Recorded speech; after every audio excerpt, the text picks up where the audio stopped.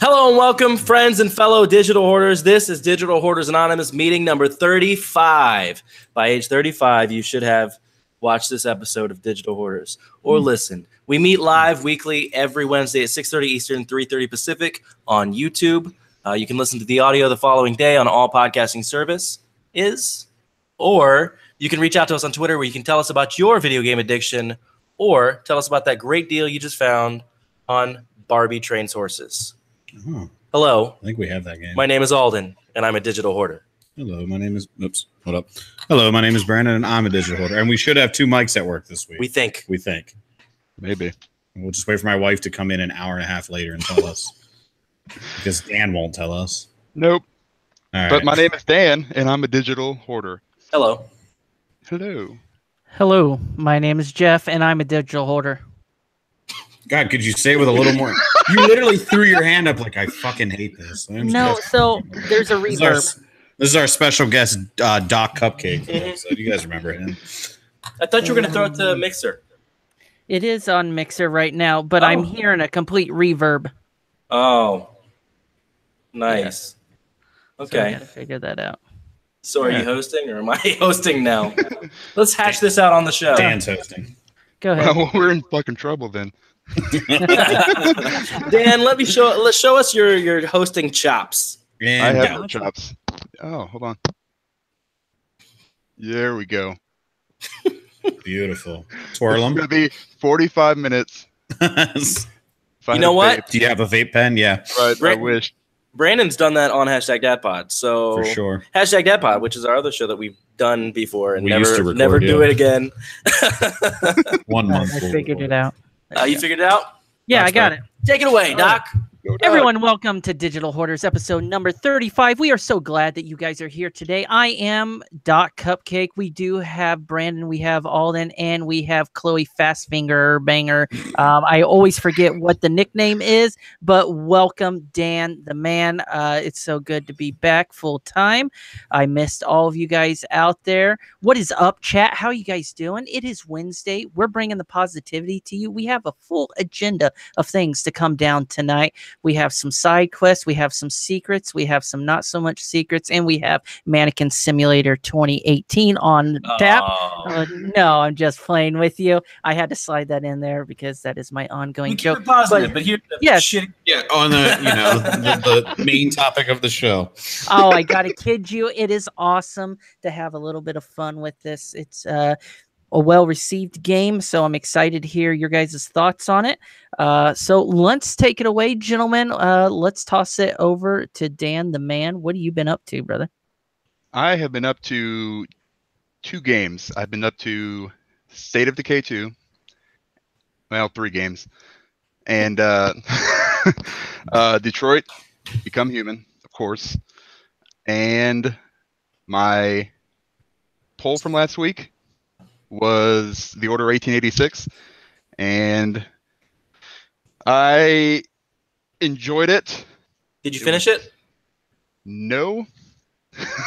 I'm pretty close. I'm really, really close. I did not finish. I'm pretty sure I'm pretty close. I'm assuming I'm pretty close. Can you say pretty close 7 more times, please? Pretty close. You're Anyway, pretty close to saying it 7 more times. it's a really fun game. It's super short. I mean, if it's going where I think it's going, then it's going to be over in probably 15 minutes. But I like the gameplay. Love the graphics. Stories, I think adequate. For me.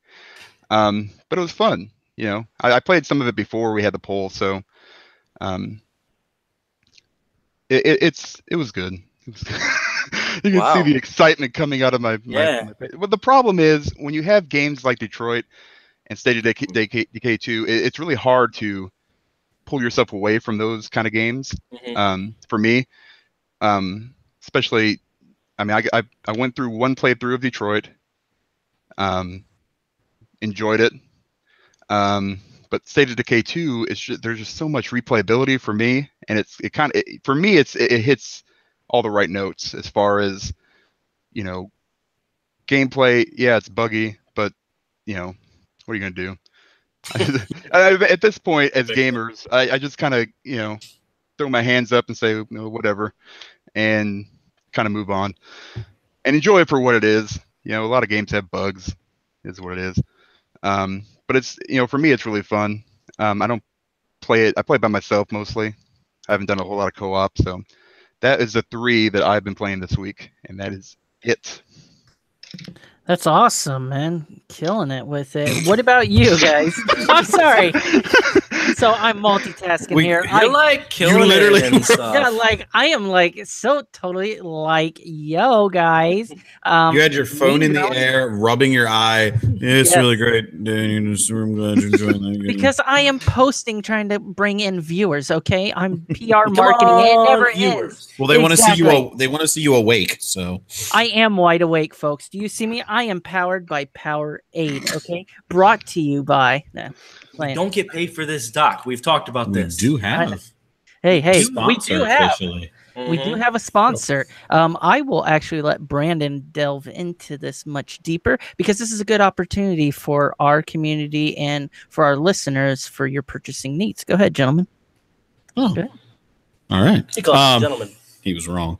Yeah, we were lucky. We are officially partnered up and sponsored by a retro game store called eStarland. They have one brick and mortar store that's here in Northern Virginia, but the bulk of their business is done online. Their brick and mortar store is insane. I mean, they have literally every system you've ever seen. They have new ones in box still. They've got Virtue Boys in box. They've got everything. Every platform's games. They've got full arcade cabinets. They've got figures. It's kind of insane just how much stuff they have. And like I said, what's really cool is, so yeah, it's here in Northern Virginia, so that's great for, Alden and I. Yep. But for everybody else, it doesn't really help. But their website is fantastic. I will say, if you're into trading in games, their trade-in values are better than GameStops and Best Buys and all of those. Their trade-in values are insane.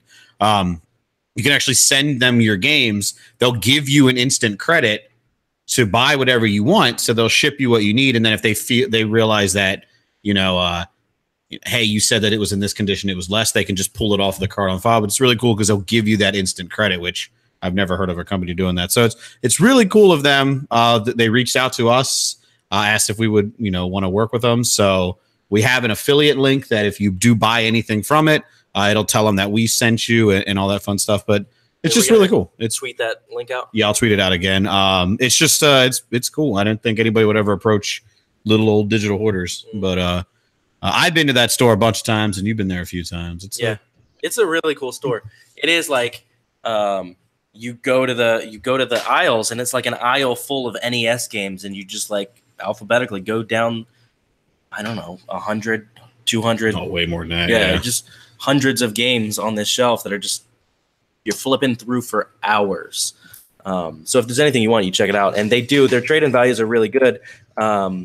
It really seems to like, I don't know how to describe it, but they base your trade-in based on what they have in stock. So there are times where you will. Yeah, it's an ever fluctuating algorithm. So like you could get a trade value for a game and it'll give you, $12 for it. Mm-hmm. And then you go and check later and they've sold the copies of it had, well, then they'll jump that up. So it's an ever-changing algorithm, which is really cool. Also, I should have mentioned, they go from the first system ever and all the way to current. I mean, they have PS4 and Xbox One and Switch games as well. So you can get everything there. So it's just cool. I never thought we'd have a sponsor. Yeah. Yeah, I really liked when I was looking at the website, I was researching, I saw all the import stuff because I import a lot of the games for my Dreamcast and other Japanese systems. So I really like that one. That's good. They had a Japanese Mega Man Famicom game that I wanted to get so bad, but I don't have Famicom and I can't read Japanese. No. I don't know why I need it, but I needed it. It's Mega Man. What are you reading, really? That's true. But I put it up on your shelf or something, man. That's true, but I didn't. So I have so much stuff. So yeah, we will tweet that out. Everybody go follow them on Twitter too, please. It's at the letter E, and then Starland. So all one word. So yeah. Very nice. Very nice. What have you been up to, Alden? I've been playing video games. Oh. What type? Right. On the show.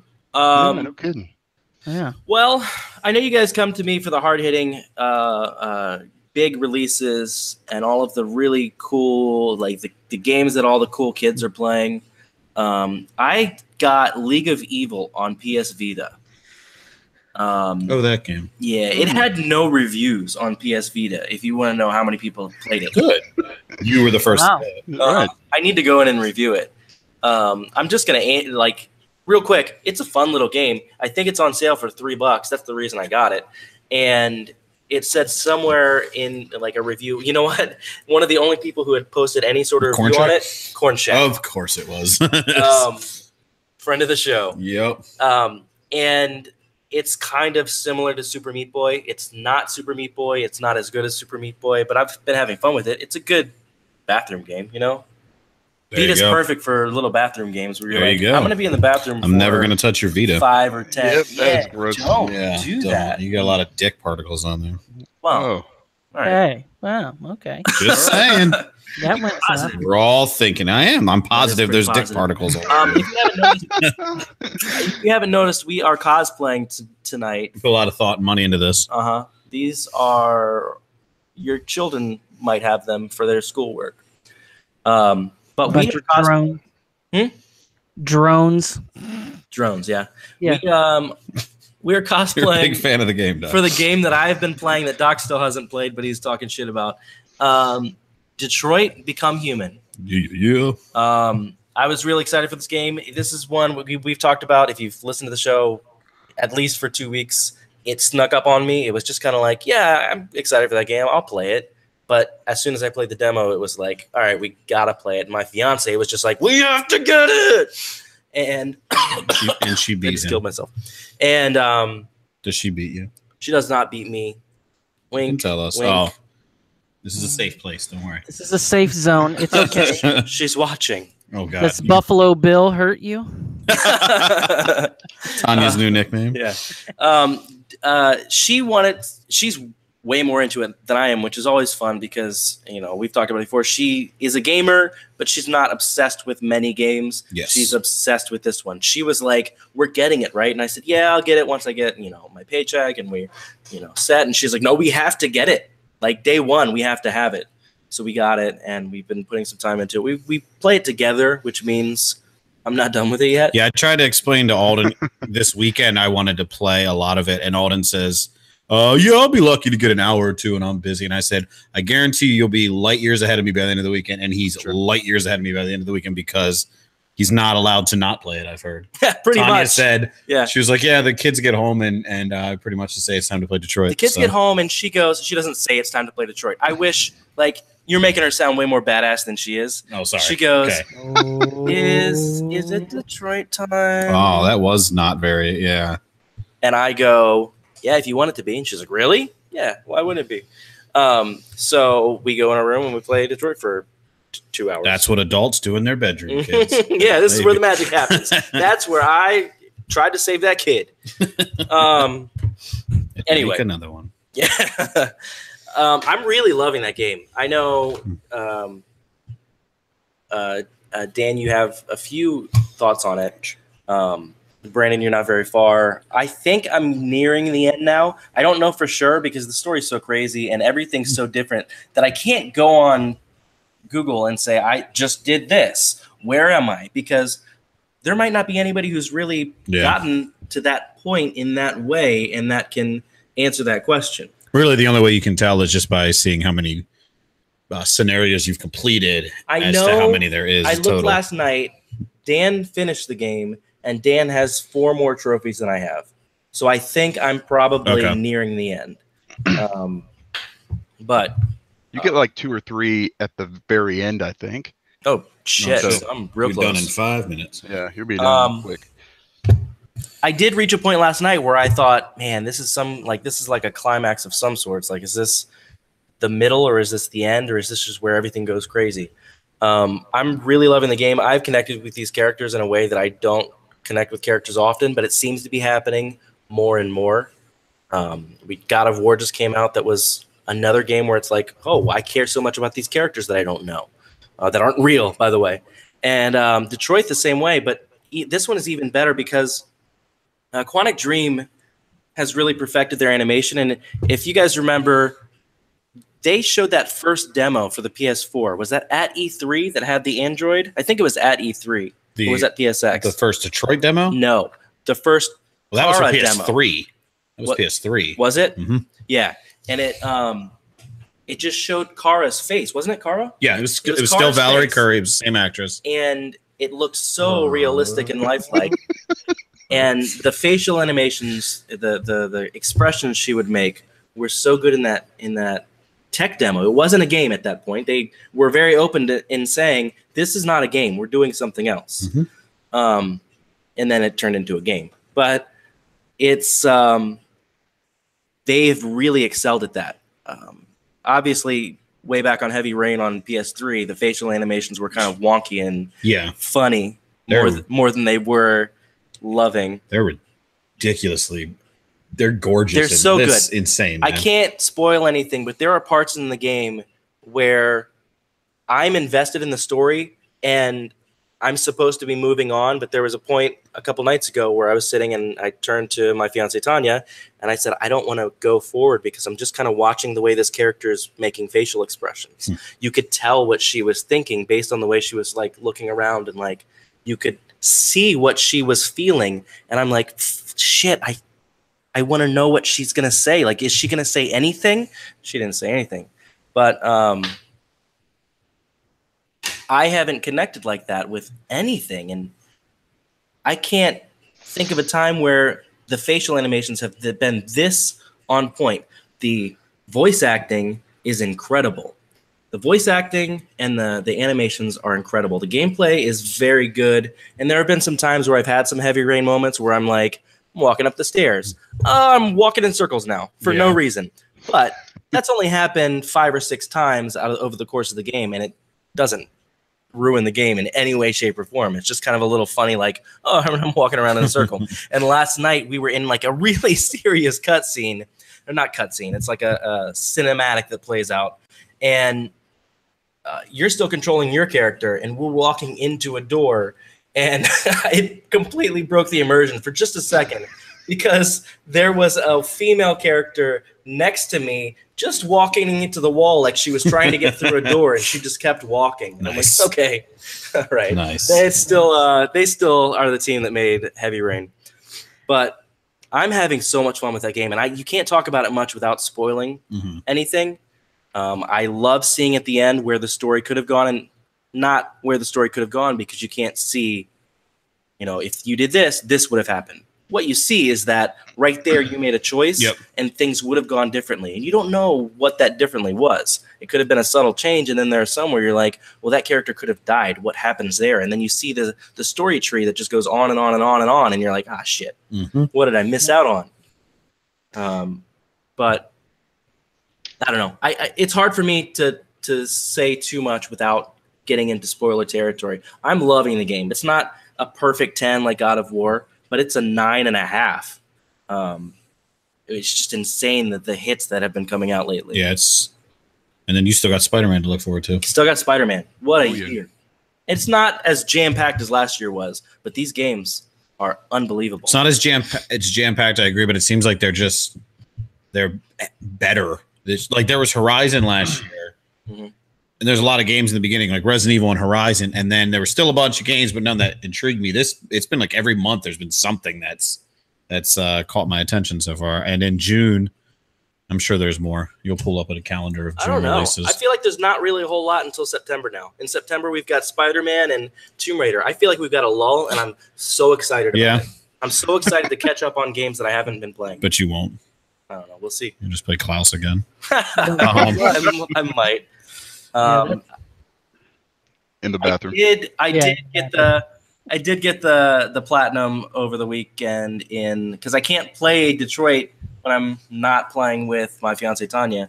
So I got the platinum real quick in Slayaway Camp. That's a fun little game. I love that game. It gets a little old towards the end. But such a fun game. It's really fun. But I love that kind of game. I love Lara Croft Go and Hitman Go, and I haven't played Deus Ex Go because it's not on Vita. But it's Slayaway Camp is really fun. It's an homage to all of the old horror games, and then it breaks off into other games. There are levels that are clearly inspired by Office Space, but with, you know, Jason running wild in Office Space, killing people. Sold. Yeah. Yep. So it's really fun. Anyway, what have you been playing, Brandon? I don't know. Jeez. Detroit Become Human. Look at that. Again, not nearly as far as you guys are, but I swear it's every one of these PS4 exclusives come out, and I go, man, I've never seen this done better in a game. And to echo what Alden just said, I've never seen facial animation and just I've never seen it like that. I don't care who the individual pop marks on their face and eyebrow. I mean, it's the detail is insane. And what's crazy is, you know, it's only going to get better with The Last of Us 2 and Ghost of Tsushima and all that. It's just, it doesn't end, and I cannot wait. But I've played a decent chunk of Detroit Become Human. It is the exact same thing that you're in. My wife Mary and I are playing it together. So by the time she gets home from work and we get the kids in bed, it's not a whole lot of time to play. So we play for a little bit here and there. But I'm just absolutely loving it.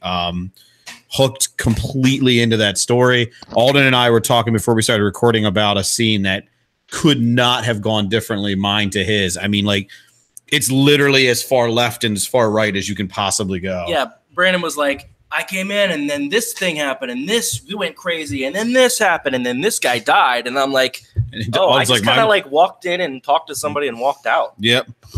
So yeah, and that's insane because all four of us could talk about that same scene and have just completely different outcomes. And the thing is, like, one of us could have killed one of these main characters. So that game for them is completely different. That character's just gone. That story arc is just gone. And I don't know. I really want to dive more into it. It's just all about getting more time to play it. I picked up a couple games yesterday. I picked up the Sega Genesis collection because I love me some Sega Genesis. Popped it in. It's got 50 games on it. It was only $30. Great deal. It has a platinum. It does, but that's going to take a while. Fired up Comic Zone right out of the gate. Because, man, I loved Comic Zone. I went from Comic Zone and then into Sonic and Sonic Spinball and Altered Beast and Vector Man. Some really good fucking games on there. And then I popped in another game that am excited for, but we'll have to revisit, is Agony. So Agony, what's up? I heard it was really not optimized. No. It's buggy bad. So, I mean, they pulled review copies. Yeah. I'm gonna love the game. I love the survival horror aspect. I love the fucked up gore and scenery that is in this game, but it's got real bad screen tearing, just a lot of issues that once it's fixed, I'm coming back full. But that screen tearing was just taking me out of the moment way too much last night. So I'm glad I got it, and I know I'm gonna like it, and I know it's a game designed for me, but I can't do it with that screen tearing. Wildlands had some bad screen tearing for a while too, and it turned me off from that game. The screen tearing it's hard to play when you're trying to immerse yourself and there's this fucking ripple constantly going on the screen. The gamma in that game's kind of weird. It's like either way too dark or way too bright. So they definitely got some bugs to fix. So I can't sit here and say I recommend it just yet, but I know for me, it's right up my alley. But I won't be replaying it until that shit is fixed because I don't want it to put a complete sour taste in my mouth and then never want to go back to it. So yeah, I mean that's all I've been playing. Detroit. I just want to dive more into Detroit. I'm jealous of Dan who flew through it already. Alden's going to be done. And this honest to God feels like one of the first games in a very, very, very, very long time that I want to go back. Like usually I beat a game and I'm like, let me move on to the rest of this ridiculous backlog. But I can already see these decisions where I'm like, fuck, what did I miss? And I feel like this is going to be the first one where I immediately want to go back and play. Far Cry 3 came out on PS4 and Xbox One yesterday, and that's buggy as well from everything I'm hearing. Trophies and achievements are not popping at all. So I I can't go into a game that I expect to platinum without the trophies popping just yet. Yeah. I get it. Once they patch it, they should come back around, but I ain't taking that chance. Yeah. So Far Cry 3 will wait until that patch is out as well. So just leaves more time for Detroit and Comic Zone. So Nice. what about you, Doctor? Well, what have I been playing? Well, first of all, I'm playing State of Decay 2 a lot. My wife and I actually played that after I graduated this past weekend. So definitely been playing a lot of that. I made it to day 5, actually loving State of Decay 2. Really, really well done. I started to really care about my characters because the permadeath, you actually care about them. You don't want to, you start to build up their skills and how they're doing. So, I'm really interested in to see how that is. But my wife, I'll say the funniest experience that we had while we were playing it is my wife had her community on day 3. She's like, oh, there's this the blood heart over here. I was like, nope, don't do it. Don't do it. She goes over there. She loses her character. She's so mad and everything else. And I have never seen a switch turned quicker in my life. Whoa. Sorry. Yeah. Alden wanted you to hear yourself. Yeah, it's all good. But yeah, I saw her. She got in her vehicle and she snapped and just started running over everything in the game and just started.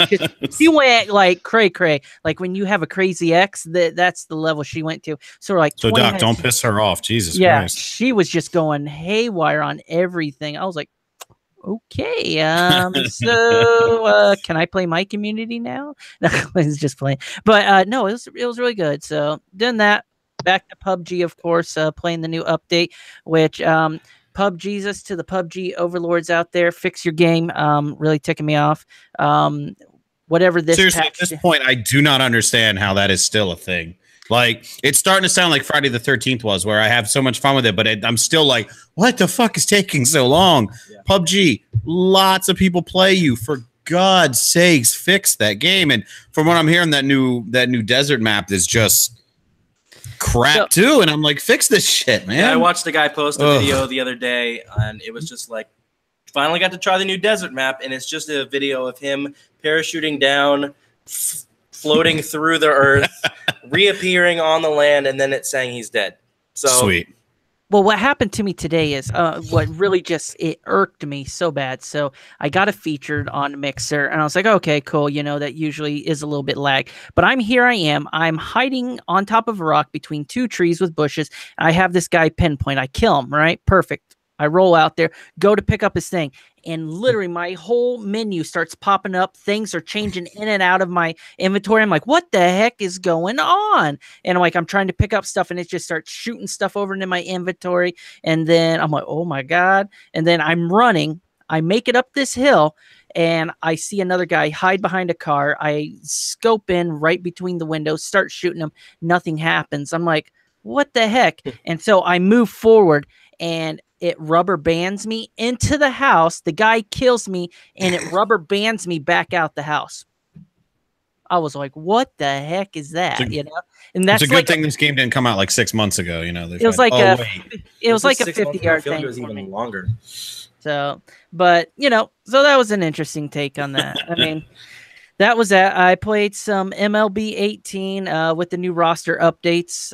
So definitely having fun with that, of course. I love me some of that. Finally made it to the big leagues. I'm in my first year in the majors on that.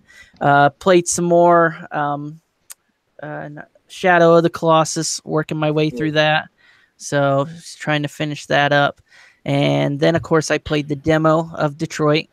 But like everyone knows, I'm going to reserve my judgment until I actually play the full game, because I explained to the gentleman offline, it didn't really grasp me. But as I said on Twitter, I don't think the demo is going to be indicative of what the full game experience is going to be like, because my running joke is the mannequin simulator. But I mean, from what you guys are saying, it's deeply enthralling. So there has to be a deeply engaging story arc line down the road. So we'll see that, Mm-hmm. So definitely excited. Yep. So yeah, so that one is I'm looking forward to. And someone just asked on our chat, what am I looking forward to being announced at E3? Oh, that's a Must be that a is mixer. yeah, it's a mixer thing. That Okay. has to be. That's a very deep question because depending on what console. But I'm gonna have to say if it's Xbox, I want a deep first person game. So I just want a single player story that's just deeply enthralling from them. I want to see their creativity taken up to the top. So because I'm getting tons of multiplayer games. I mean, we've got Crackdown 3, we've got State of Decay, we've got Sea of Threes back to back to back, that are all multiplayer. So now I want to see some dedicated single player, see if there's something out there. So, well, Yeah, I would that's what I've been love up to see them do that. Just give some love to that single player story. They've tried it and they've made good games, but they didn't sell well, so they just moved on from it, like Quantum Break and all that. So yeah, give me a good one. I'm with you completely. So Yeah, I feel that this Game Pass is definitely going to be deeply a good income, if that makes sense. I think it's actually going to help revenue basis to stockpile to reinvest in this. So yeah, that's the one thing. Yeah, so I think that's where I'm at on this. Yeah, I on that think subject line. I feel like next week we'll probably dive into E3 a lot more heavily. I didn't want to. We've talked about it a little bit. I don't want to dive into it 3 weeks early. You know what I mean? Yeah. Broadcast did their E3 preview show in February, but game on, bro. Game on, bro. Love you, bro. Game on, bro. But yeah, I mean, I think. Well, Brandon and I will be at E3. I don't know about you. Dan, are you coming out? No. Okay. So let me see here. I got to turn up my volume. So I mean, Brandon and I can do a little bit of on the fly episode from E3 if you guys want. I just some digital hoarder. People are asking if we want to do an episode from E3. Maybe one night we can do that. Do our thoughts. Yeah, we can walk around and talk about it. Yeah, so we can do that. I mean, well, I mean, since we don't have a popcorn thing at Jurassic Park. I fucked up the Jurassic Park release date. It's June 22nd, so Brandon was really excited about that. I really was. That popcorn thing was going to be fun, but yeah, I was so excited. Now it has to be back alley stuff. Yeah, I'm fine with that. Jeez. Yeah, Andy's and Andy. But no, it's going to be good. I mean, I'm really excited for E3. I know we're not going to do our preview yet because it's still just a little bit off. But I mean, seriously, Bethesda? Come on, folks. Who's not excited for this Fallout? Did you guys see that trailer? I haven't seen the trailer. Brandon, put your hand down, damn it. Mannequin Simulator 2018. That's all you got. Yeah. Man.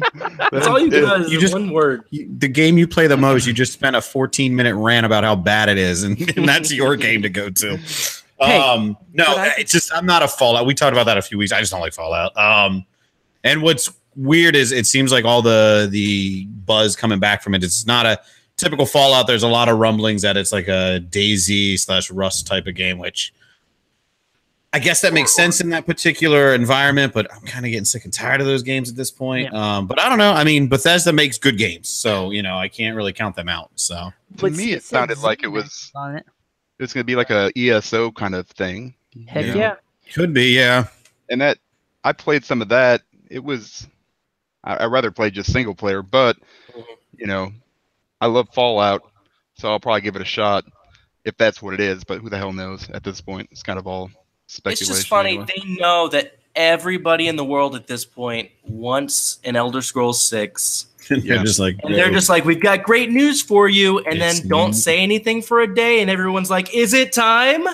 No, just kidding. The next day they drop a trailer for Fallout or whatever.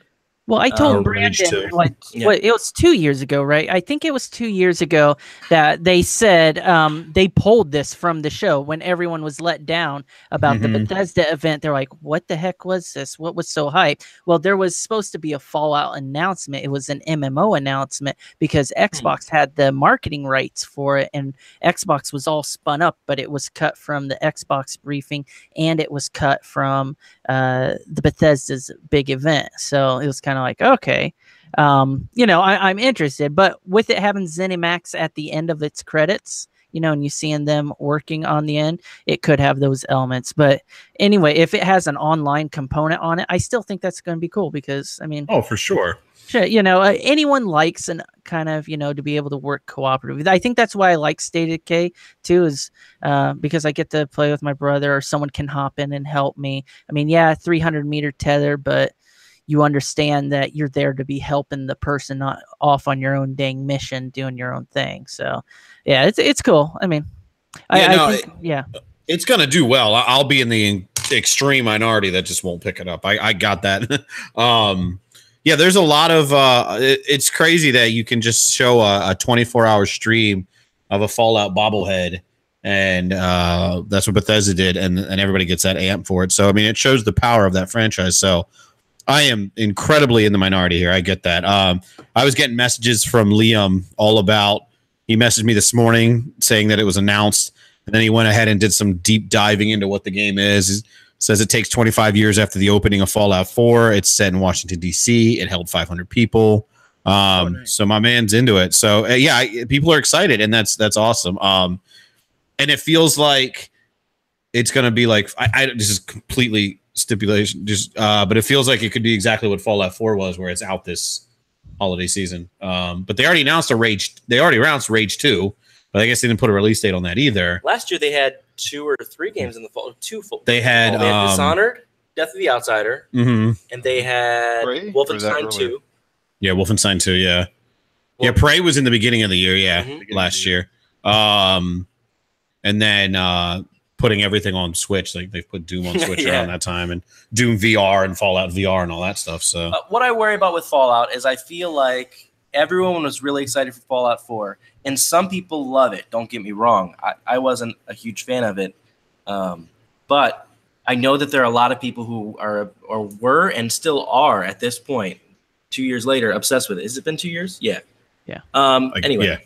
But I know that just as many people, there's plenty of people that are like me who were so invested in this Fallout universe and were all in, and then Fallout 4 came out and they were like, I guess I'm just not obsessed with everything Fallout. So that worries me for them to do this MMO, because it's got to be good if it's an MMO, whatever it is. But it's got to be good to draw people back, like me, back in. I have plenty of people that I know that are like, I'm done with Fallout. So at work today, I usually am the guy who knows all about these things that are coming out, other than the people on Twitter who are as versed in this universe as I am. But in everyday life, plenty of people have no idea the things that I'm talking about. You know what I mean? Right. So at work, usually I'm the guy where people are like, oh, yeah, well, what about this? You know, people came to me last weekend and were like, hey, you hear about this Detroit game? And I'm like, let me tell you all about it. No, tell me more. But today, work was crazy busy. And just all out of nowhere, someone comes over to me and says, oh, so what do you think about that new Fallout announcement? And I'm like, well, I don't think they've actually announced anything yet. And he's like, no, I watched the trailer. And I'm like, shit. Damn it, I'm losing. But again, so me and 2 other people were talking about it, and I was like, I'm intrigued. I'm not like, yes, I got to see it, but I am intrigued. I want to see what it's about. And then one of the guys was like, I need this. I'm so obsessed with Fallout. And then the other guy was like, I'm kind of done with Fallout. So I really feel like it's a 50-50 split at this point, people who are into it and people who aren't. And it wasn't like that 3 years ago. True. It was everybody liked Fallout, yeah. I love Fallout. So that does worry me about their future if they put all their eggs in this basket. Yeah, it has a certain fatigue to it, because I love Fallouts. But after the last one, I've kind of felt like it's rinsed and repeated the same post-apocalyptic, conundrum that we have going on. I mean, it's 2 years, so I can talk about the ending for the Fallout. I mean, when you're there, you're talking, spoiler father. alert. Yeah, spoiler with the father and everything else, and you're in that big tower, and you're just. I'm like, I feel like I've played this game several times once over. I mean, it's great, it's fun to explore, build, all that great jazz, but then in a sense, it makes me wonder how much more can they expand upon this. I know we've heard about this mysterious vault mentioned multiple times through other games. So I mean, to be honest, I would more so be amped for an Elder Scrolls type of game. Yeah. due to the sheer fact it's been a hell of a long time since Skyrim came on, and you've have force-fed me remaster after remaster of re-release of remaster with a new skin coat with an upgraded performance over the past 100,000 years. So quit pissing with my emotions. Give me my Elder Scrolls. Make me a happy gamer, because that's, to be honest, I like Bethesda because of Elder Scrolls. Hands down. That's my series. I'm not a huge Fallout person. I'm more so an Elder Scrolls person because I love grandeur ventures. Agreed, but I do feel like I bet part of the concern with the new Elder Scrolls game is Skyrim was a revolutionary, and it was buggy to all hell, and it still is. It's 7 years later. The game is on every console, and it's still super buggy. For some reason, Bethesda gets a pass more than anybody does. But all the time. Every game, Fallouts, and Dishonored's one of my favorite games. They're buggy. They're definitely buggy. But no, I swear, no developer gets a pass like Bethesda does. Yeah, the problem is like, and even when you see like those bugs, they're just like, oh, that's funny. We're just gonna leave that in here. Yeah. Everybody's like, oh yeah, okay, great. They can do no wrong when it comes to that, to that area. But I feel like 7 years ago that was more acceptable. It is what it is. It was such an ambitious game that it was acceptable. Fallout 4, it was a lot less acceptable. There's still plenty of people who just kind of accept it. Because, again, that game is huge. You can do a billion things in that world and not ever accomplish the mission if you don't want. But since Skyrim, The Witcher 3 has come out, which did Skyrim better than than Skyrim did Skyrim. Horizon Zero Dawn did versions of Skyrim that better than Skyrim did Skyrim, and Kingdom Come Deliverance did Skyrim better than Skyrim has done Skyrim. So it's like I feel they're created in a bubble. I swear, it's like Bethesda doesn't come out of this bubble while they're making the game, and then just new engines, just build everything on a new engine or something. Because Fallout 4 came out, and that was, as I've said before, that was my first Fallout that I was like, all right, I got to see what all the hype is about, and graphics don't make a game. It is a fucking ugly game. But even outside of that, it never grabbed me. But it was one of those things that you see the bugs right out of the gate. You see the janky graphics right out of the gate.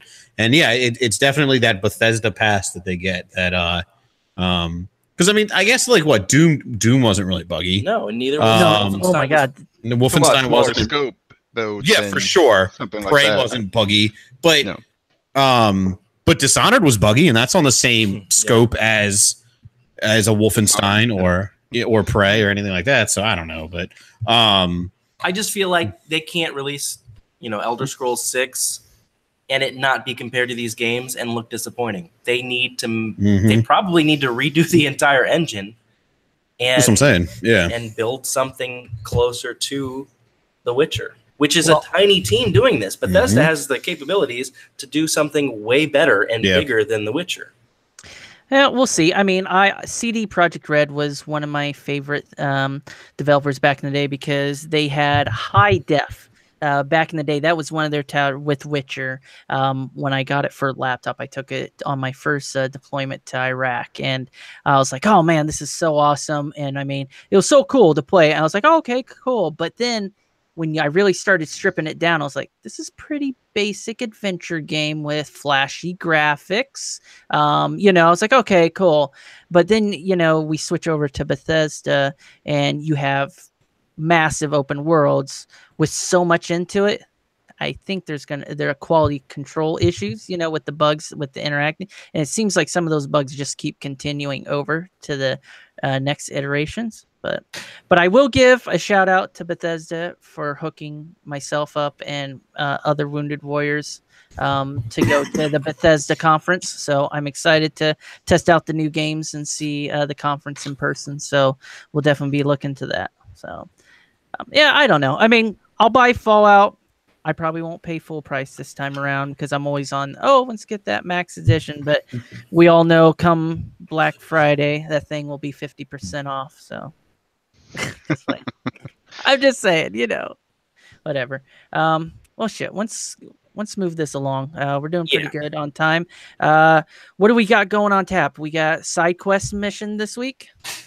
Well, Alden, did you want to do the side quest, or do you want to? I think your the main thing announcement? bleeds into. Yeah, the, let's go with Okay. our main topic. First, I do have an announcement real quick. We are bringing the Digital Hoarders Backlog Club back, baby.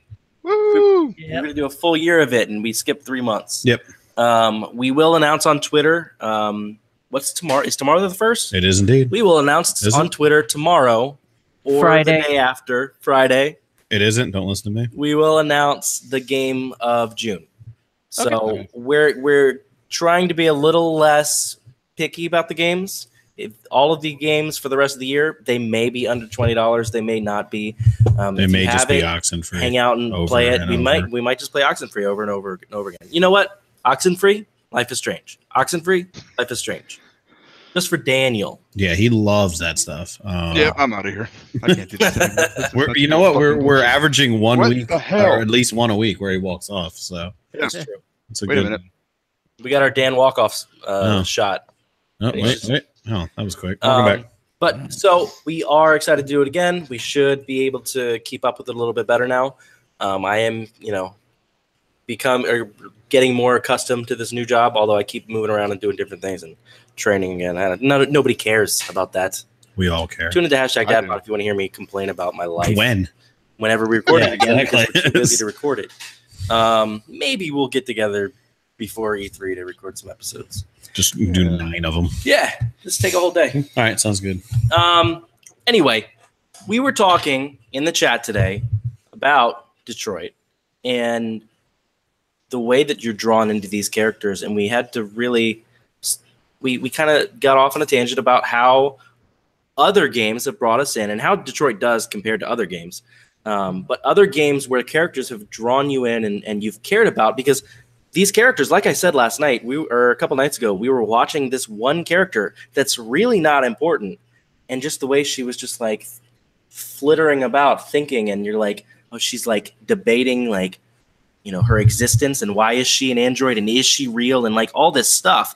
And All without her even talking. without saying a word. Mhm. And I cared so much about this character that you really don't see very much. We don't hold on. We're not spoiling anything there. No. Food. We don't spoil stuff on this show. No, zero Food's spoilers. bouncing out of the chat, but you're good, man. You don't have to go anywhere. Yeah, we're not going to spoil anything at all. We're just, these characters have drawn me in a way that a lot of characters don't. So we wanted to kind of get you guys' opinion in the chat, both chats, the multiple chats we have running right now for our show. We want to talk about our people, our game characters that have brought us in. Whoever they may be, whether is it Buster Bunny from Tiny Toons Adventures? I don't know. It is. Maybe. I figured Brandon. That's was all I probably got. Buster Bunny. That's all I brought to the show. Goodbye. And who's the duck in it? Not Daffy. I don't know. Hit us up in the chat. Let us know who the the duck is was in Tiny Tiny Toons Adventures. I always like the little Taz dude. I Yeah, forget what his name was. me too. Dizzy? Dizzy. Was it Dizzy? Yeah. Dan, you haven't talked a lot No, I'm tonight. Talk about Tiny Toon Adventures. Go. Talk about No. characters that you've cared Don't you about. know That to Tiny Toon you Adventures. probably, because there are characters that I've cared about in the last year and a half in these ridiculous games that have come out, where I just feel like, oh, that's my friend. I don't know what Sounded this a lot sadder when you said that. I don't know out what this loud. says about me, No. but where it's just kind of like, oh, this is my friend that I wish I could hang out with my friend more. Well, that's interesting. Yeah, Just that's me? yeah. Just me? It might be. Magic's I don't the really know anything about this topic. I sat there and I tried to think of like the one character that was like, man, what's going to happen next? But it kind of comes back to last week when we did the Mount Rushmore of Mhm. gaming. You're gonna say you again? Right. It really, I'm Dick. going to say me for everything. I'm gonna take that option off the table for Yeah, you. it's gone. No, but like, okay, well, the Commander Shepard is probably the one character that I cared about the most because it was such a long time that I But- was with him. So You know you're what I saying mean? you're gonna say that that's you again? But what Right. But I other? can say the same thing about Detroit for me, because I just never, I don't think I've ever connected personally with a character that I can think of. Because usually, like, okay, let's, without spoiling Detroit. So, you get to play as 3 different characters, and you guys, What? I just told people we Spoiler. weren't spoiling. Jeez, man. That's not a spoiler. It was just kidding. freaking sitting right I'm behind kidding. you. What the hell? Daniel, calm God down. damn it! Leave the show. I'm off. Anyway, okay, so for example, I never really got super invested in any of them. If there was one, it was probably Connor, and that was probably more from like a mechanical standpoint, from like the gameplay. But I just don't really get invested, or I can't think of anybody that I've really been invested in, as far as, oh man, what's going to happen next, or man, I really hope this person doesn't get shot in the face, or I mean, it's never. I mean, I've enjoyed games as a whole, I guess. It's the experience of the entire game, less the characters, is kind of where that's kind of more my wheelhouse, I guess. But for example, Detroit, you played through it and you've got Connor and Kara and what the hell is his name? I can't remember his name. Marcus. I call him Jesse. Marcus. Grey's Anatomy guy. Yeah, Grey's Anatomy guy. All right. Now, if you go, on that route, I cared much, much more for Kara and her storyline and Connor and his storyline. I think that was really due to that outstanding acting on both their parts and how it was conveyed. For me, Marcus, it just didn't grab me like the other two did. Not saying that he didn't do an amazing job, because it was an amazing job. All three of them, all the actors in the game were fantastic. Yeah. So I, like for me, when we come back to Commander Shepard, that was mostly me forming that, but there are points where you have no control over, what the outcome is.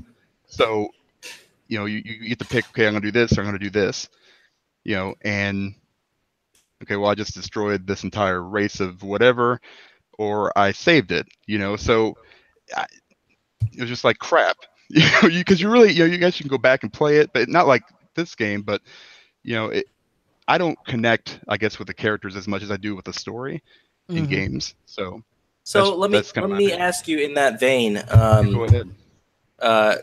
Mass Effect specifically. Okay. Did you not feel?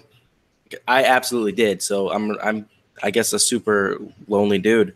But you did say these guys are your friends. I felt like Miranda and Allie and Garrus. These were all characters that by the end of the second game, I just felt so invested in that I was like, man, I want to see what happens to them. I want to see where their story goes, and I want to be part of that. You know what I mean?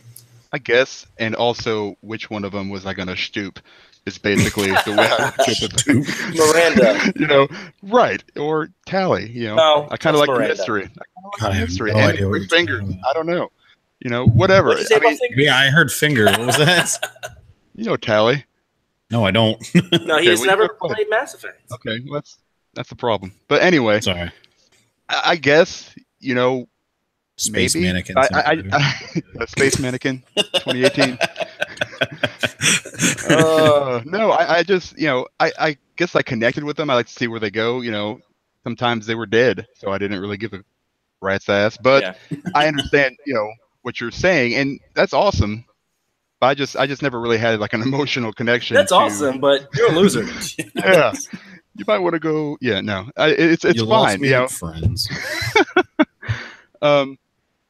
No, I connect more to the gameplay as far as like the whole story goes. I've never really connected myself with one character, aside from maybe Commander Shepard. But I think that was just such a investment of time, and to a certain extent maybe. Liara and whoever else was in that game, but the thing is, it also takes you out of that immersion. Like if I really enjoyed Rex. Well, he's not in it past the first game. He's in it. Spoiler. It's Mass Effect, man. It's been out for 20 years. I'm a huge Rex fan. All right? Brandon was just about to get. But he's not in. What I'm saying, he's not a playable character. You can't play as him. You can't. Spoiler. The only thing I know about Mass Effect is Seth Green was a voice. Yeah, it's Seth Green. Seth Green. I did like him. Oh yeah, Seth Green was the pilot. I forget his name. Joker. Joker. Joker. That was his name. Good old Joker. Yeah, that's just my point of view. I mean, and that's if you really get invested into that character, then that's awesome. I just never really had that experience, I guess. Am I crazy, Doc? Do you have any of these experiences where you felt close to a character? I know Doc does for sure. I thought he would. That dude is full of feels. Yeah, so he's all up in them feels. So many people know, I'm very patriotic and I love my country and I love to serve and I love the military through and throughout. Halo was my first foray into, that kind of passion where I could actually relate a little bit more so to it, and where I was allowed to feel for this character. I mean, I don't care. People think I'm weird, but I liked Master Chief. I actually cared about the guy. Actually, the adventures. I felt like I was part of him. He and I were on this great adventure together. And then Cortana, I mean, when she started going crazy, I just started kind of, I started questioning myself, and it's like, what have I done? Was I too hard on her? Did I do something within the game to make her go crazy? Detroit's perfect for you, man. Literally everything you're saying is Detroit. It is perfect for you. So this is my kind of thought process. I mean, Halo has been that kind of for me. I mean, many people are like, oh, there's all these other characters. Yeah, like The Last of Us. I felt for the mother, the little girl, and then the kind of father figure taking over because, helping the helpless. And it usually, to be honest, it's not deep rooted AI characters that get me emotionally involved. It's if a character is put in a helpless situation that, I don't want to see someone in humanity suffer. That's when I start to really feel and emotionally connect with that character, because as a victim advocate that I try to stop people from being abused and hurt, that's where my heart kind of leaps into video games. So my reality and my fictional reality kind of ascend to a different level, and it is whatever, it transcends. So I can't pinpoint beyond those few characters which character, because so many games, when you have a character that goes through an emotional and traumatic event, that's when I start caring about them. That's when I start really feeling about, like State of Decay 2 right now. I'm feeling for Jace right now, because this guy, I'm putting him through hell and high water right now. And it's like, I know if I mess up, he's going to permanently die, and then I'm going to lose him, which I've built this connection with him because we're going on an adventure every time. We're going out, we're doing something together, we're helping people, we're the sheriff, we're leading our people. So that's how I make these connections. If that makes sense. Yeah. Again, I'm going to say it again. You literally just sat there and pitched Detroit Become Human, and I don't understand. Literally everything you just said is story arcs in Detroit Become Human. So I think you need to rethink this game, and then tweet when you start crying all the time, because I know you're a softie. Oh, he's a softie. I'm a softie. Oh, for sure. He's a softie, and this. Come on, I take pictures with my puppies all lovey. Come on, seriously. I am the biggest softie in the world, but I'll kick your ass in a heartbeat, you miss it. I am just a big old softie, But yeah, exactly. I'm a protector. That's what I am. So then, now play Detroit Become Human. Are there any characters you've invested? You know what I'm going to say, because I said it in the last episode. For me, it's Nathan Drake, because it was the first time I ever give a shit about what a character's going through, and the fact that it goes through 5 games, if you count the Vita one. I do indeed. I'm just saying. Really, I would love a port of that to PS4. I really would, so more people can play. I was hoping it was going to be on the Uncharted collection. Same. But there's shit that happens in Uncharted 4 that just tug at your heartstrings because of the ride that I was on with them for the whole time. So, common theme is, I guess, Naughty Dog, because you feel for Ellie in The Last of Us, but you side with Joel so much because of what he goes through in the beginning of that game, the decision he makes at the very end of that game, which has always been controversial, and I won't spoil it, even though that game's been out for 5 years. The ending, it isn't a choose your own adventure, and because Naughty Dog said that's not the ending we wrote, this is the ending we wrote. And so you may or may not agree with what you do, but to me, that makes you closer to Joel in the end. Like, yeah, you're like, damn it, I love you, but why did you do that? Me, I agreed with what he did. That would have been the way to handle it. But yeah, those two games, I was definitely most connected to the character. I said the same with Splinter Cell after I played Conviction. I always liked the Splinter Cell series, but after I played Conviction and you got the backstory of his daughter, you were connected a little bit more. Spec Ops: The Line. When I got finished that game, you talk about yeah, I don't know if that one was so much just that character gut based, punch at the end and oof. Yeah, I don't know. I feel like I wish that got an HD. Some love. So bad. Because Dan and Doc, I'm guessing Doc, did you guys play Spec Ops: The Line? Yes.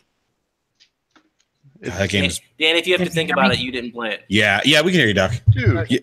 Yeah, that game is brilliant. I don't remember. Yeah, no, that game sticks. Is that the one in the desert? There's scenes in the desert. Yeah, there's a lot of scenes in the desert. Yeah, we can talk about it offline, but it's a gut punch when you finish that game. Yeah, I'd love to see that get an HD remake because I would play that again. Now, there's been times where I play games where it's just like at the very end, you're like, oh, shit. Yeah. That just, okay, like for example, Rhyme, huge. But, it was, as a character, it really wasn't super invested. Yeah. But as a story, man, that kicked my ass. And that doesn't happen very often. Mm-hmm. But it was, that kind of thing. Yeah, I get that on occasion, stuff like that. But as a character, it was a little bit different. Can I just say something for you? I mean, it's been since 2013. So if you haven't played Spec Ops the Line, then you need to pick it up. And it's classic. I think it's on pause. Get it on Steam for $1.50. Yeah, it's been free on PlayStation Plus and games with gold. I'm sure you have it and you don't even know it. So one of the brilliant game. Yeah, it's one of the things that I kind of took a cue from, which I was trying to craft into when I mess around with my side project of making, because I want people to feel and react to the choices in their game. Because remember, in this game, your kill count is from professional to psychotic, folks. It's like it really affects you. And by the ending, your choices affect if these soldiers live or die. And it's like your actions, were ever ongoing. It was something kind of totally out of the norm that I've never really experienced for a shooter type of game, this kind of it. So this one was like different because, I mean, you pick up a first person shooter, you blast through it. Here's a 50 cal, mow down 100,000 soldiers. Here you go. Next. Okay. You don't have a morality component integrated, but this game did. I mean, this fucks with your mind, folks. I mean, when you add a morality component, I mean, I know it doesn't touch the real life. You go overseas, and you're in the suck. But I mean, this, when you start making someone feel a moral compass direction, that's when you start really affecting people. And that's very smart AI. And I think we're going to see more of this. I mean, what I've seen by people streaming Detroit, I think we're going to see more of this kind of AI expand because AI is getting smarter and smarter. So I think they're going to start implementing this, because how do you hook someone? And by hooking them with a moral compass cue, that's beyond groundbreaking for most folks. Yeah, I think Spec Ops: The Line, where it faltered, I guess, was not any fault of their own, because for that game to kind of have the hit that it does on you, you have to go into it thinking, oh, this is just another Call of Duty shooter, and then you go into it, and as you get further on, you start to realize that maybe you're not as great a person doing what you're doing. You start to question, like, why am I doing this?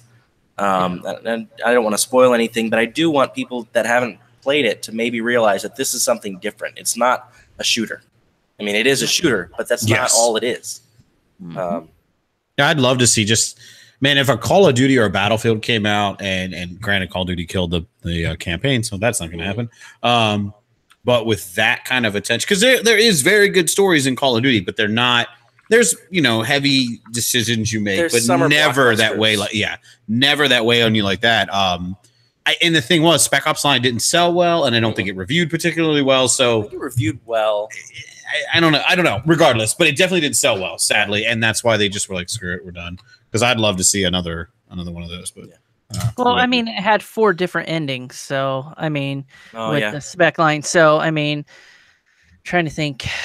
Oh shit! It's been 5 years almost. Yeah, I remember my ending vividly, which we can talk about. Well, yeah, I remember mine had my guy Walker, Texas Walker. Yeah, I think it was Texas Walker. Ranger. Yeah, I was thinking. It was Chuck Norris. Yeah, but no, he had PTSD. He was shell shocked at the time when the Humvees rolled up to him and everything else. So yeah, same. Yep. Yeah, so yeah, he was definitely really affected by all the combat and everything. So that was kind of like, oh shit, I know that feeling, bro. It's like, that sucks.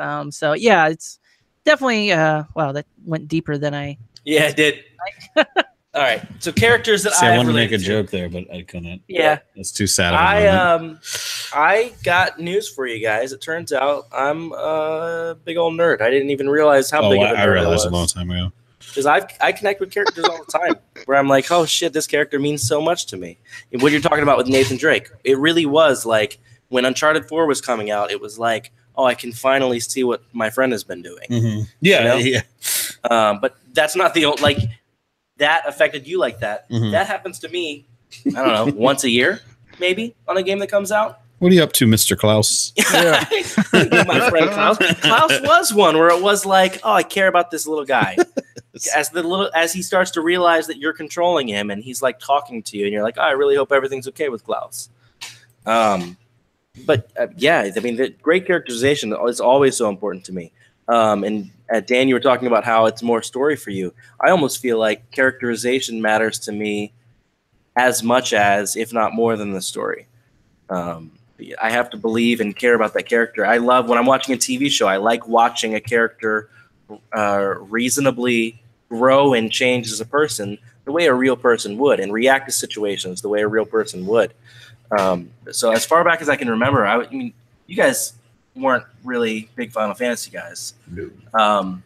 Final Fantasy is what got me into that kind of, wow, I really care about these characters. Final Fantasy VI on Super Nintendo was huge for me.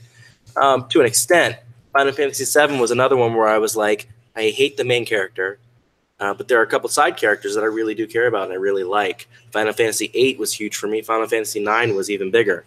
I think after that, Final Fantasy took a sharp downturn. Yeah, I couldn't. Somewhere, Brian from Adult Swim is cussing my name because I'm like, well, I don't know anything about. Yeah. Sorry, buddy. Hey, don't hate on Final Fantasy. Oh, no hate. Just no hate. Final Fantasy VIII was my jam. Every day coming home from school, I played that. Yeah, that was deep. And then 9, and then 10. I mean, I love my Final Fantasies now. Yeah, Final Fantasy VII was huge for a lot of people because it was their first big experience like this. And I don't know why Final Fantasy VIII gets shit on, because Final Fantasy VIII was the first time I can remember sitting in school thinking, I got to get home because I got to figure out what happens because this thing just happened and I got to figure out why. And they just learned this and I want to know why, how they knew that. And so I don't know why that game, other than the fact that the graphics weren't as cute as Final Fantasy VII was, it was a really great game. That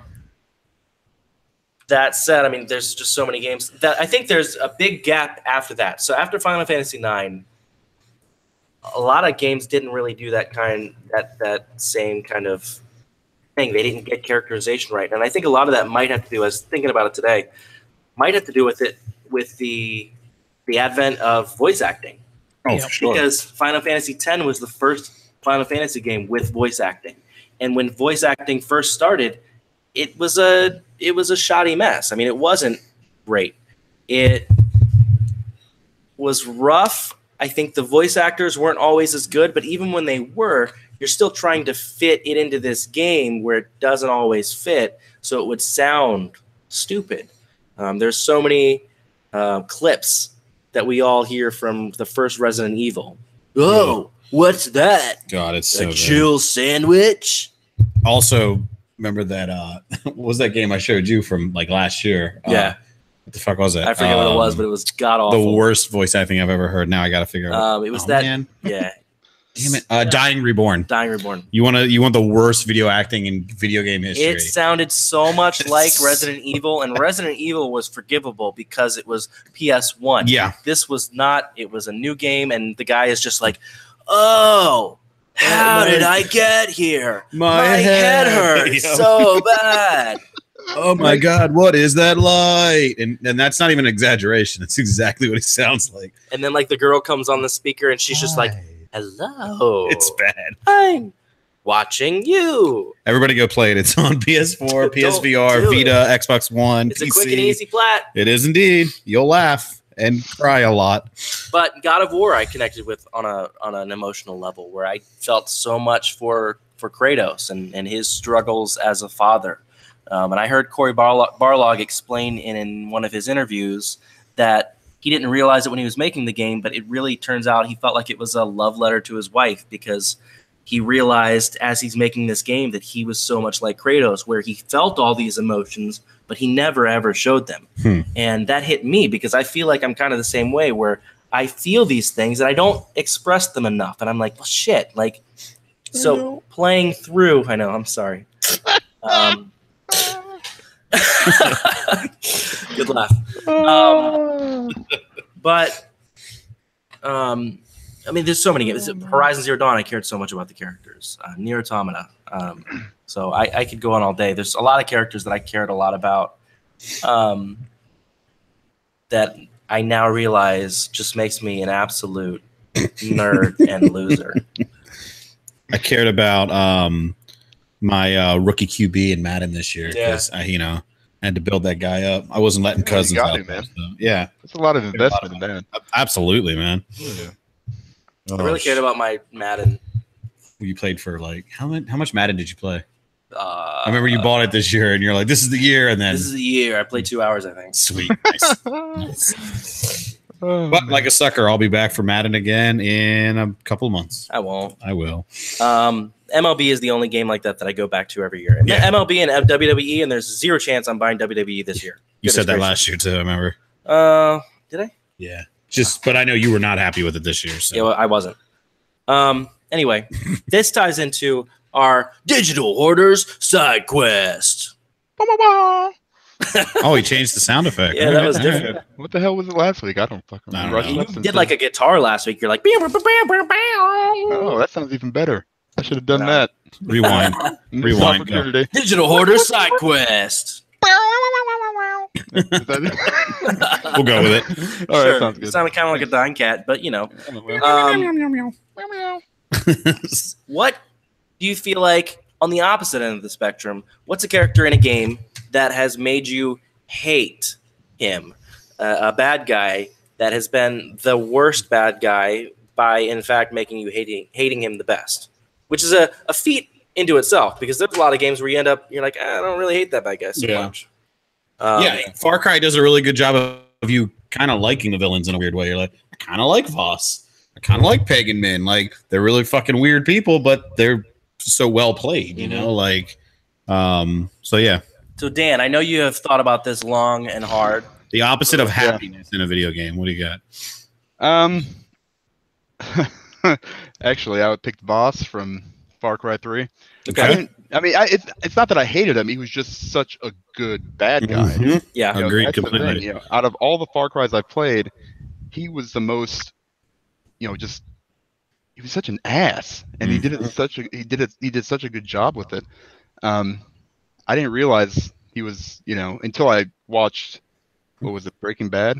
Or not Breaking Bad, or Better Call Saul. I can't remember what the hell which one it was. He's on one of those shows. He's awesome. Michael. Oh, it was Breaking Bad. Yeah. Oh, it was both, I think. It might have been both. Yeah. Anyway. Yeah, he was the best bad guy I've ever faced in a video game ever. I mean, not even that, not even like the actual interaction, just the whole thing coming over, like just the little tiny tidbits over the radio. You'd hear him just say stuff, and he had just the perfect voice, the perfect demeanor. The guy was awesome. Awesome. Those eyes. I just got lost in them. Right. Yeah. Remember, you guys watched they had like some, who the hell was, they had some like Far Cry 3 live action stuff with McLovin or whatever the hell that guy's name is. I From did Christopher not Mintz-Plasse? see that. Yeah, you didn't see that? No. Was Trolley Fastbanger in it? No, I wish you would have. Trolley Moret. Finger What Banger? is it? What was it? Trolley Moritz. Trolley Moritz. Trolley Moritz? No, she was not in it. Thank you very much. But he was in it, and I think Christopher Mintz-Plasse was.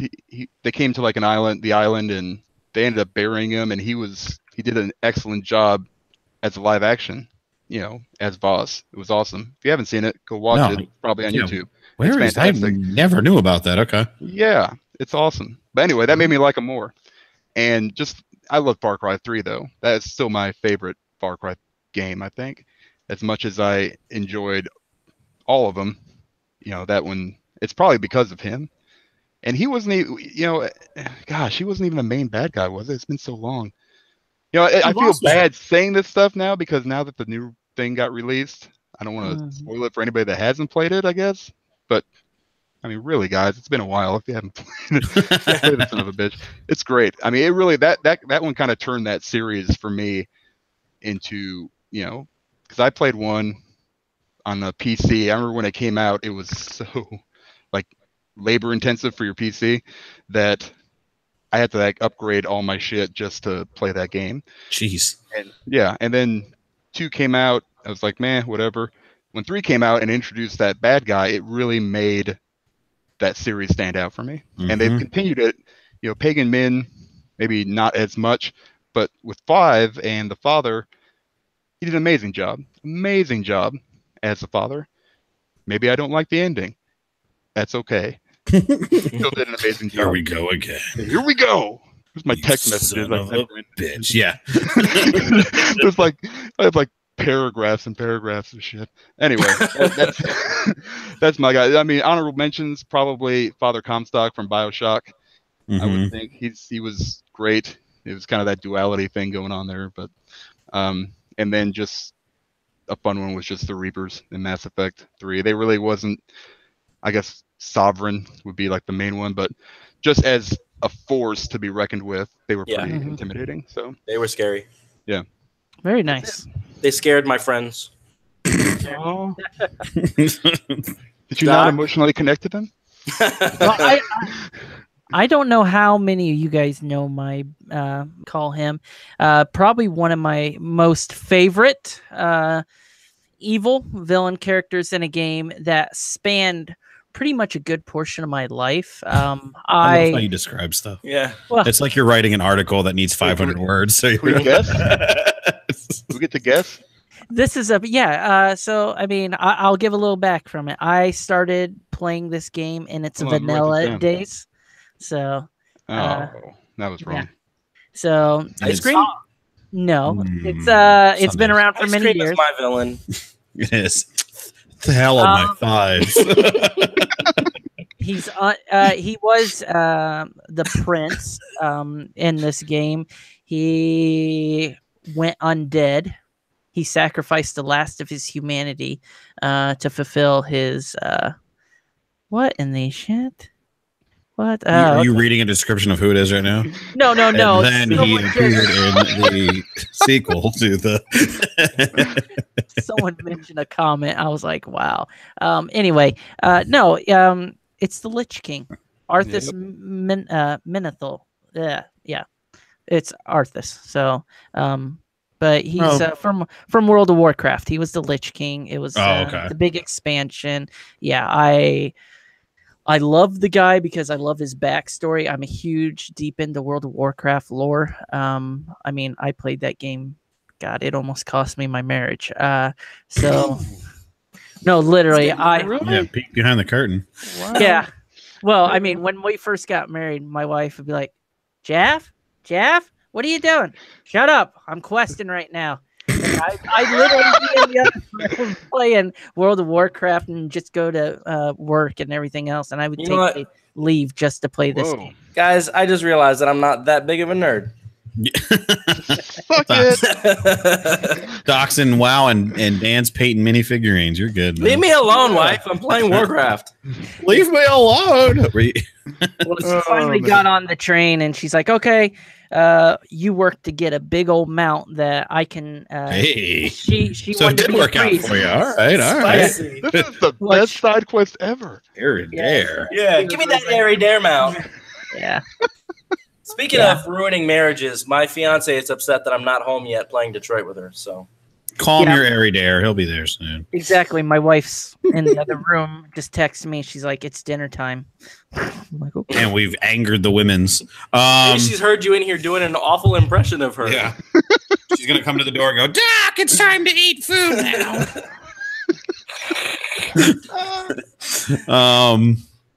So yeah, Alden. My biggest villain. I've really been inspired by the way that some of you guys have answered some of your questions in the last few weeks, and I really kind of wanted to borrow from one of them. My biggest villain Me. in a game is Dan. Is Dan? He's a dick, man. Yeah, I played Burnout with him. He kept crashing me into the wall. Yeah, he kept crashing me in Burnout. Yeah. He kept sinking my boat, sinking my team in Fortnite. He's putting bandages on. He's running out in the middle of the field like, "Hey, don't worry, guys. I'm going to heal right here. No one will see me." Oh, man. That's fantastic. But also, my favorite video game villains is actually the villain in BioShock 1. I don't know if I should say who the villain is in BioShock 1. It kind of comes at you. You don't really know at first who the villain is. And it's also Dan. It's also Dan. Yeah. So BioShock 1, but also I had one. A villain that I love that I also hate is Handsome Jack in Borderlands. And the Telltale Borderlands. He's fantastic in the Telltale Borderlands, Tale from the Borderlands. And lastly, the villain that I've really hated as much as I can think of, the Wolfenstein games. I actually viscerally hated the villain in these games. I mean, obviously you're supposed to, they're Nazis, but the main villain is just so like evil, and you just want to watch them die. Where I really felt like, please let me just rip them limb from limb. All right. Anyway, very cool. Brandon, I'm kind of the same with so Choli Dan. Fastbanger. Yeah. Real quick, Choli aside, I love that the menu girl in Detroit Become Human is Chloe. I love it. Fucking escape her. Anyway, I'm kind of the same with Dan though, because I do like the Far Cry villains, but one villain that it seems like a cheat because he's obviously more well known outside of the video game verse. But the Joker in the Arkham games does what's that? I said it. Oh, did you?